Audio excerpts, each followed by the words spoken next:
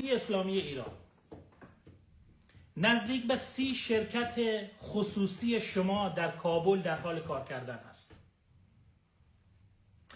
مردم افغانستان خوب گوش کنید، این اطلاعات دقیقی است که من به شما میخوایم با شما در میان بگذارم.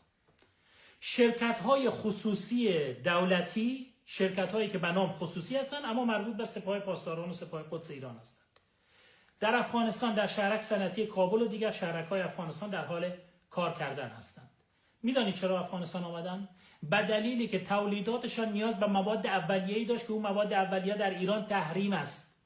مجبور شدن وارد افغانستان شوند و از فضای افغانستان استفاده کنند برای دور زدن تحریم ها. حکومت طالبان چرا هیچ کاری در برابر آن شرکت های چند صد میلیون دلاری نمی کنید؟ چرا همان شرکت ها را مجاب نمی کنید که به همین 500,000 میلیون افغانی خدمات ارائه کنند؟ به همین مهاجرینی که از ایران ظالمانه اخراج شدن خدمات ارائه کنند؟